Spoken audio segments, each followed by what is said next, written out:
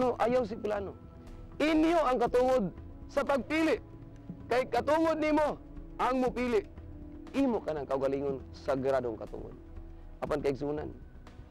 Hangyoon ko ikaw, abli ang imong mata ug ang imong dughan. Sutaa ang palibot. Lantawa pagbalik ang mga nahitabo kani ari. Sudunga kaninawa ang karon nga mga panghitabo. Ganos ang kita nakakita. Og leader sa publiko. Usa ka politiko nga dili pwedeng makalakaw kung dili palibutan og mga armadong katawan.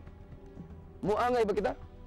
Kaya ang atong palibot, ang pinalanggan atong biliran, peaceful nga biliran, mahimong susama sa ampatuan.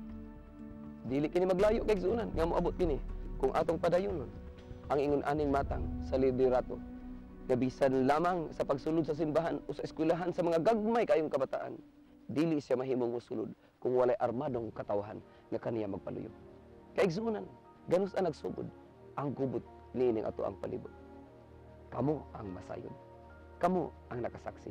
Busa kaigsunan akong balikon. Maana ka ninyo ang grasya sa pagpili sa ato ang umaabot nga leader. Ang tinuod nga mahayag kagagbahan kaigsunan, wala diri ka nako. Wala kang espina, wala kang tiyong. Ana ara mismo sa inyong kaugalingong kamot. Ang isakto ninyong pagpili, mo'y maghahatag og dugang kahayag sa inyong kaugalingon. Apan ug sayop ang inyong pagpili, ang inyong desisyon. Maura ka na makadugang sa paglugmo ka nato sa tumang kalistanan. Kaigsunan, abi-abihon ko kamo. Dili kini mao ang katapusan sa atong pagpangita sa kamatuoran.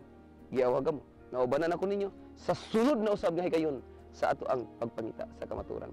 Kini gihapon ang inyong higala, ang inyong amigo sa kahanginan.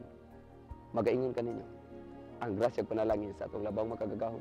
Manaon ta kaninyong tanan ug mahimuon ta kamong balaan sa pagpangita sa kamatuoran.